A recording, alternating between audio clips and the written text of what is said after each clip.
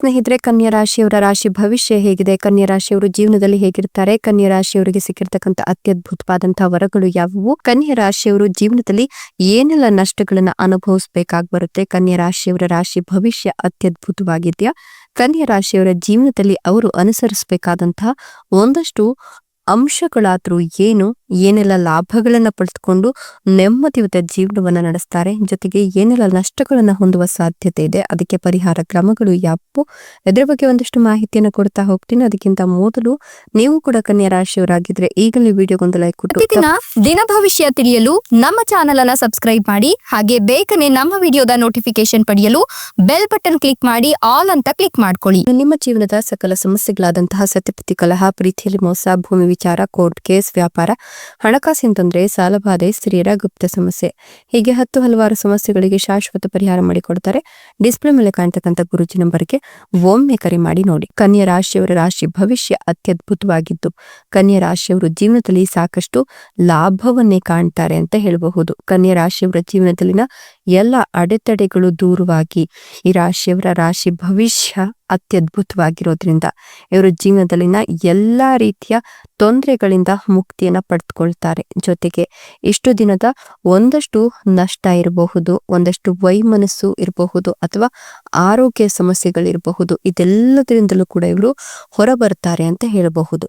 ಅಲ್ಲದೆ ಈ ರಾಶಿಯವರ ಜೀವನದಲ್ಲಿನ ಒಂದಷ್ಟು ಸಮಸ್ಯೆಗಳು ನಿವಾರಣೆಯಾಗಿ ನೆಮ್ಮದಿಯುತ ಜೀವನವನ್ನ ನಡೆಸಬೇಕು ಅಂತ ಹೇಳಿದ್ರೆ ಸೊ ಗುರುವಿನ ಪ್ರಭಾವ ಈಗ ಅತ್ಯದ್ಭುತವಾಗಿರೋದ್ರಿಂದ ಈ ರಾಶಿಯವರ ಜೀವನದಲ್ಲಿನ ಸಮಸ್ಯೆಗಳು ನಿವಾರಣೆಯಾಗಿ ನೆಮ್ಮದಿಯುತ ಜೀವನವನ್ನ ಇವರು ನಡೆಸ್ತಾರೆ ಅಂತ ಹೇಳಬಹುದು. ವಿವಾಹದ ವಿಚಾರದಲ್ಲಿ ಕೆಲವೊಂದು ವಿಷಯಗಳ ಬಗ್ಗೆ ನಿಷ್ಠೂರವಾದ ತೀರ್ಮಾನವನ್ನ ಇವರು ತೆಗೆದುಕೊಳ್ತಾರೆ. ಹೀಗಾಗಿ ಈ ರಾಶಿಯವರ ಜೀವನದಲ್ಲಿ ಒಂದಷ್ಟು ತೊಂದರೆಗಳು ಎದುರಾಗುವ ಸಮಸ್ಯೆಗಳು ಕಾಣ್ತಾ ಇದೆ.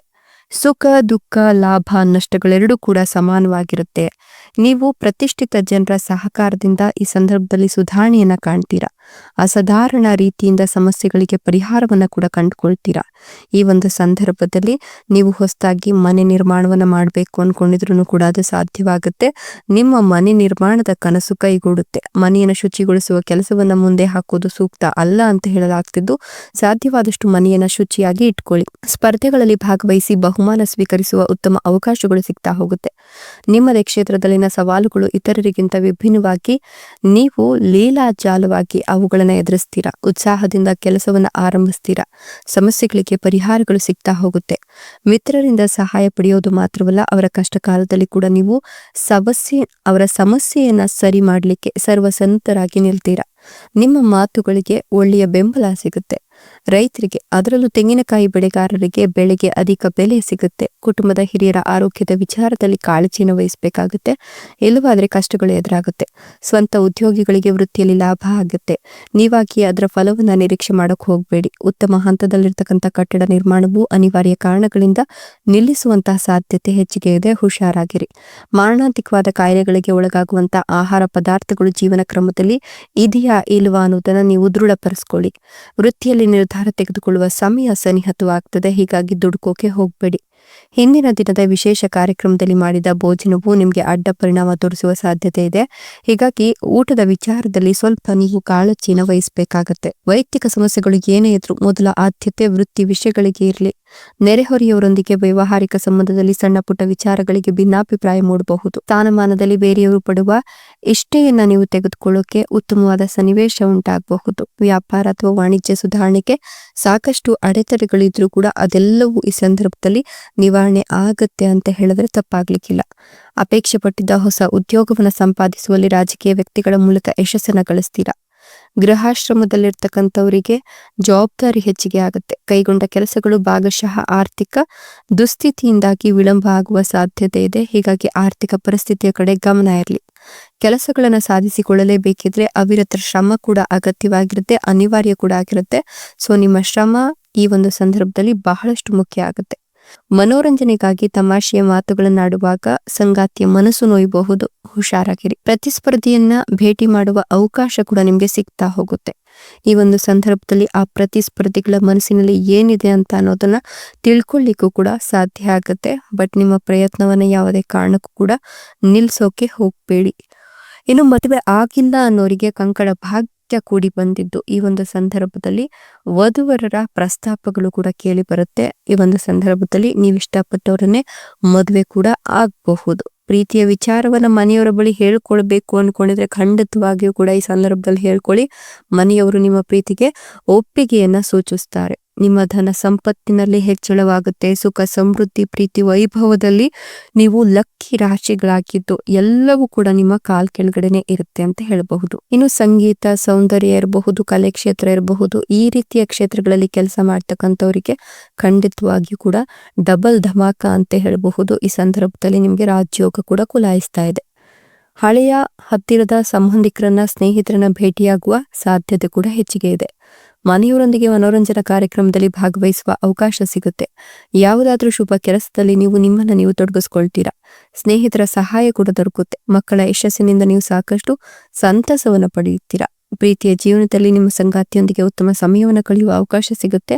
ವಿದೇಶದಲ್ಲಿ ಶಿಕ್ಷಣಕ್ಕಾಗಿ ಪ್ರಯತ್ನವನ್ನು ಪಡ್ತಿರ್ತಕ್ಕಂಥವರಿಗೆ ಯಶಸ್ಸು ಲಭಿಸುವ ಸಂಭವ ಇದೆ.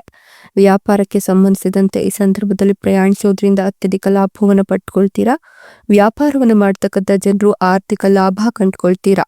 ಅದೃಷ್ಟದ ಬೆಂಬಲದೊಂದಿಗೆ ಅಧಿಕಾರಿಗಳಿಂದ ಹೊಸ ಜವಾಬ್ದಾರಿ ನಿಮಗೆ ಸಿಗುತ್ತೆ. ಶುಭ ಮತ್ತು ಧಾರ್ಮಿಕ ಕೆಲಸಗಳಲ್ಲಿ ಭಾಗವಹಿಸುವ ಅವಕಾಶ ಇದೆ. ಕೆಲಸ ಮಾಡ್ತಕ್ಕಂಥ ಈ ರಾಶಿಯ ಜನರು ಅಧಿಕಾರಿಗಳ ಸಂಪೂರ್ಣ ಬೆಂಬಲವನ್ನು ಪಡ್ಕೊಳ್ಳೋದ್ರ ಜೊತೆಗೆ ಗುರು ಹಿರಿಯರ ಸಲಹೆ, ಸೂಚನೆ, ಸಹಕಾರವನ್ನು ಕೂಡ ಕಂಡುಕೊಳ್ತೀರಾ. ಇದರಿಂದ ಆರ್ಥಿಕ ವಿಚಾರದಲ್ಲಿ ಶುಭ ಫಲ ದೊರೆಯುತ್ತೆ. ಹಠಾತ್ ಧನ ಲಾಭವನ್ನು ಕೂಡ ಕಂಡುಕೊಳ್ತೀರಾ. ವ್ಯಾಪಾರಕ್ಕೆ ಸಂಬಂಧಿಸಿದಂತೆ ನಿಮ್ಮ ಕಳೆದು ಹೋದ ಹಣ ವಾಪಸ್ ಸಿಗುತ್ತೆ. ಅದೃಷ್ಟದ ಸಂಪೂರ್ಣ ಬೆಂಬಲ ನಿಮ್ಗಿರೋದ್ರಿಂದ ಅನೇಕ ಮಾರ್ಗಗಳಿಂದ ಆದಾಯ ಗಳಿಸುವ ಯೋಗ ಕೂಡ ಇದೆ. ಬಹಳ ಸಮಯದಿಂದ ಅಪೂರ್ಣಗೊಂಡಿದ್ದಂತ ನಿಮ್ಮ ಕೆಲಸಗಳೆಲ್ಲವೂ ಕೂಡ ಈ ಅವಧಿಯಲ್ಲಿ ಯಶಸ್ವಿಯಾಗಿ ಪೂರ್ಣಗೊಳ್ಳುತ್ತೆ. ಯಾವುದಾದ್ರೂ ಸ್ನೇಹಿತರ ಅಥವಾ ಅಕ್ಕಪಕ್ಕದ ಮನೆಯವರಿಂದ ನಿಮ್ಮ ಸಮಸ್ಯೆಗಳಿಗೆ ಪರಿಹಾರ ಸಿಗುತ್ತೆ. ನಿಮ್ಮ ಬ್ಯಾಂಕ್ನಿಂದ ಲೋನ್ ಪಡಿಬೇಕು ಅಂತ ಪ್ರಯತ್ನವನ್ನ ಮಾಡ್ತಿದ್ರೆ ಯಶಸ್ಸು ಸಿಗುತ್ತೆ. ನಿಮ್ಮ ರಚನಾತ್ಮಕ ಸಾಮರ್ಥ್ಯ ಕೂಡ ಹಾಗೆ ವ್ಯವಹಾರ ಕೂಡ ಕೌಶಲ್ಯದಿಂದ ಲಾಭವನ್ನು ಪಡೆಯುವ ಯೋಗವನ್ನ ತಂದುಕೊಡುತ್ತೆ. ನಿಮ್ಗೆ ಶುಭ ಸುದ್ದಿ ಸಿಗುತ್ತೆ. ಶಿಕ್ಷಣ ಕ್ಷೇತ್ರಕ್ಕೆ ಸಂಬಂಧಿಸಿದಂತ ಜನರಿಗೆ ಈ ಸಂದರ್ಭ ಬಹಳಷ್ಟು ಉತ್ತಮವಾಗಿದೆ ಅಂತ ಹೇಳ್ಕೊಳ್ಬಹುದು. ಜೊತೆಗೆ ನೀವು ಆರೋಗ್ಯದ ಕಡೆ ಸ್ವಲ್ಪ ಗಮನವನ್ನು ಹರಿಸಬೇಕಾಗತ್ತೆ. ನೀವು ಸರ್ಕಾರಿ ಕ್ಷೇತ್ರಕ್ಕೆ ಸಂಬಂಧಿಸಿದ ಕೆಲಸವನ್ನು ಮಾಡ್ತಾ ಇದ್ರೆ ಯಶಸ್ಸು ಸಿಗುತ್ತೆ. ಗೌರವ, ಖ್ಯಾತಿ, ನಿಮ್ಮ ಪ್ರಭಾವ ಎಲ್ಲವೂ ಕೂಡ ಈ ಸಂದರ್ಭದಲ್ಲಿ ಹೆಚ್ಚಿಗೆ ಆಗ್ತಾ ಹೋಗುತ್ತೆ.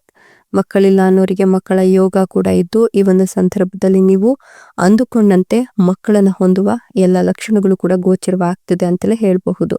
ಅಲ್ಲದೆ ಇಷ್ಟು ದಿನದ ನಿಮ್ಮ ಪ್ರಯತ್ನ ಈಗ ಕೈಗೂಡುತ್ತೆ. ಜೊತೆಗೆ ನಿಮ್ಮ ಒಂದು ಆರೋಗ್ಯ ಶೈಲಿಯ ಬಗ್ಗೆ ಗಮನವನ್ನು ಹರಿಸಿದ್ರೆ ಖಂಡಿತವಾಗಿಯೂ ಕೂಡ ಉತ್ತಮ ಆರೋಗ್ಯಕರ ಅಭ್ಯಾಸಗಳನ್ನು ಬೆಳೆಸ್ಕೊಂಡ್ರೆ ಸಣ್ಣ ಪುಟ್ಟ ಆರೋಗ್ಯ ಸಮಸ್ಯೆಗಳಿಂದ ನೀವು ಶಾಶ್ವತ ಪರಿಹಾರವನ್ನ ಕೂಡ ಪಡ್ಕೊಳ್ಬಹುದು. ಇಲ್ಲವಾದ್ರೆ ಒಂದಷ್ಟು ಆಹಾರ ಪದ್ಧತಿಗಳನ್ನು ಬದಲಾಯಿಸಿಕೊಂಡಿಲ್ಲ ಅಂದ್ರೆ ಖಂಡಿತವಾಗಿಯೂ ಒಂದಷ್ಟು ಕಾಯಿಲೆಗಳಿಗೆ ತುತ್ತಾಗುವ ಸಾಧ್ಯತೆ ಇದೆ. ಹೀಗಾಗಿ ಆಹಾರ ಪದಾರ್ಥಗಳ ಬಗ್ಗೆ, ಆಹಾರವನ್ನ ಬಳಸೋದ್ರ ಬಗ್ಗೆ ಗಮನ ಇರಲಿ. ಇದೆಲ್ಲವೂ ಕೂಡ ಕನ್ಯಾ ರಾಶಿಯವರಿಗೆ ಭಗವಂತ ಕೊಟ್ಟಿರ್ತಕ್ಕಂಥ ಅತ್ಯದ್ಭುತ ವಾರಗಳ ಜೊತೆಗೆ ಒಂದಷ್ಟು ಸಲಹೆ ಸೂಚನೆಗಳಾಗಿದೆ. ಇವುಗಳನ್ನ ಅನುಸರಿಸಿ ನಡೆದ್ರೆ ಖಂಡಿತವಾಗಿಯೂ ಕೂಡ ನೆಮ್ಮದಿಯ ಜೀವನ ನಿಮ್ಮದಾಗತ್ತೆ. ಧನ್ಯವಾದಗಳು.